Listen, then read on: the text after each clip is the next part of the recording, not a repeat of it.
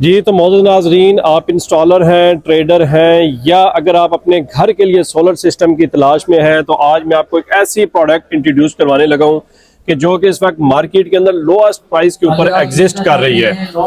इस प्रोडक्ट की एक तो क्वालिटी इसकी लोएस्ट प्राइस है, और उसके साथ साथ इसकी क्या खसूसियात हैं वो हम मालूम करेंगे। हमारे साथ इनके नुमाइंदे मौजूद हैं।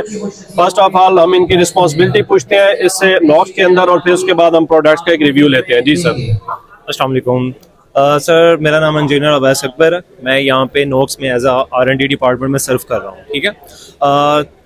इन नॉक्स के लाइन ऑफ प्रोडक्ट की अगर बात करें तो हाइब्रिड इन्वर्टर में नॉक्स की सिस्टम करंटली 5 सीरीज एग्जिस्ट करती हैं। सही। ठीक है। और उन 5 सीरीज के बारे में अगर थोड़ा सा शॉर्ट टर्म में रिव्यू करें पहले तो टोटल सीरीज में पहली सीरीज हमारी क्रिप्टॉन इको सीरीज आती है, सेकंड सीरीज हमारी क्रिप्टॉन आती है, थर्ड हमारी जिनोन आती है, और फोर्थ हमारी जेनिक्स आती है, और लास्ट हमारी जाइफर सीरीज आती है, जो कि हमारी हाइब्रिड इन्वर्टर में ही 5 सीरीज आती है। अब इन सीरीज को हम अपने इन्वर्टर को फिजिकल शो करवा के उसको थोड़ा सा और एलैबोरेट करते हैं।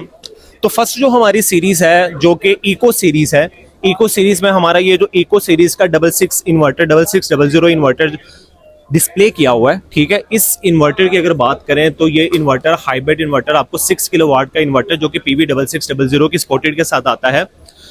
ये इन्वर्टर बजट फ्रेंडली इन्वर्टर में कंसीडर ये सीरीज आती है, इको सीरीज। उसकी रीजन क्या है? अब मार्केट में जिस क्लाइंट ने ऑफ ग्रिड इन्वर्टर परचेज करना है उसका बजट है और ऑफ ग्रिड इन्वर्टर की तरफ मूव बनेगा, तो नॉक्स उसको ये प्रोडक्ट एक प्रोवाइड कर रहा है, जिसमें अगर इसकी स्पेशलिटी देखें तो जिस प्राइस टैग में अदर ब्रांड आपको ऑफ ग्रिड इन्वर्टर प्रोवाइड करते हैं, नॉक्स आपको इको सीरीज में हाइब्रिड इन्वर्टर प्रोवाइड कर रहा है। ठीक है।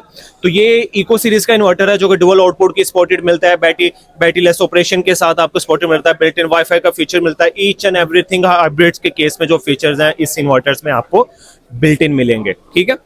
अब हम नेक्स्ट सीरीज की तरफ चलते हैं। ठीक है। नेक्स्ट सीरीज की तरफ चलें तो नेक्स्ट सीरीज में हमारे पास जो क्रिप्टॉन सीरीज आती है।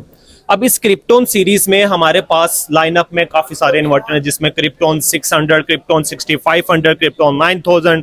तो ये जो क्रिप्टॉन 9000 इन्वर्टर यहाँ पे डिस्प्ले करवाया गया है जो कि 6.2 किलोवाट की आउटपुट को सपोर्ट कर रहा होता है, डुअल एमपीपीटी के साथ आपको मिल रहा होता है। प्लस अगर आप बात करें तो इस इन्वर्टर्स में आपको वही फीचर्स हाइब्रिड के केस में मिलते हैं, बिल्ट इन वाईफाई का फीचर्स भी आपको मिल जाता है, आपको डुअल आउटपुट का भी, बैटरी लेस ऑपरेशन का भी मिल जाता है, और ये आईपी रेटिंग 21 में आपको मिल रहा होता है। जिस और इको सीरीज भी आपको सेम IP21 रेटिंग्स में मिल रहा होता है। अगर हम फर्दर चलें कि क्रिप्टॉन सीरीज में और कौन से इन्वर्टर्स हैं, सेकंड इन्वर्टर की तरफ देखें जो कि क्रिप्टॉन 9055 इन्वर्टर है, ये सामने डिस्प्ले करवाया गया है। और इसी तरह के सेम हमारा 11008 इन्वर्टर भी आपको मिलेगा जो कि 6.5 किलोवाट 9055 और 11008 जो इन्वर्टर है वो आपको 8 किलोवाट की आउटपुट के साथ सपोर्टेड मिलता है। ठीक है। अगर इस फीचर की बात करें 9055 इन्वर्टर की, जो क्रिप्टॉन सीरीज में एक प्रीमियम इन्वर्टर कंसीडर किया जाता है। अब प्रीमियम इन्वर्टर किस केस में है? तो इन्वर्टर 6.5 किलोवाट की आउटपुट का सपोर्टेड, लेकिन अगर आप इसको डे टाइम पे सोलर के साथ बैटरी या ग्रिड कनेक्ट करते हैं तो आप इस इन्वर्टर के साथ 8 किलोवाट का लोड तक भी सर्वाइव कर सकते हैं क्रिप्टॉन 9055 इन्वर्टर के साथ। मतलब इसकी कैपेसिटी बढ़ जाती है। दैट्स अ पॉइंट, इसकी आउटपुट की कैपेसिटी इंक्रीज हो जाती है 2 सोर्स के कनेक्ट होने के अगेंस्ट में। अब इस इन्वर्टर्स में भी आपको बिल्ट इन वाईफाई, ब्लूटूथ, आपको प्लस इसमें डुअल एमपीपीटी की फैसिलिटी मिल जाती है, आउटपुट में डुअल आउटपुट की फैसिलिटी मिल जाती है, बिल्ट इन वाईफाई, HMI, सारे फीचर्स आपको इसमें भी एज इट इज ही मिल रहे होते हैं। अच्छा सर, इसमें मेजर इशू जो आजकल हमें देखने में नजर आ रहा है लो वोल्टेज का आ रहा है। ओके। उस हवाले से ये इसके अंदर क्या फीचर्स हैं? अच्छा, लो वोल्टेजेस के ग्रिड के वोल्टेज जब लो हो जाते हैं तो उस केस में तो ग्रिड के वोल्टेज जब सिस्टम में लो हो जाते हैं तो सिस्टम में ऑलरेडी एंटी स्लाइडिंग की प्रोटेक्शन इसमें अवेलेबल मिलती है, जिसमें उस केस में ही इसके वोल्टेज रेंज की कुछ सेटिंग्स होते हैं जिसमें अप्लायंसेस और यूपीएस सेट किया जाता है। अगर आपके वोल्टेजेस बहुत ज्यादा लोएस्ट आ रहे हैं तो आप इसको अप्लायंसेस पे सेट कर दें। अप्लायंसेस में जो ग्रिड के वोल्टेजेस की रेंज होती है वो 90 वोल्ट से लेके 280 वोल्ट तक होती है।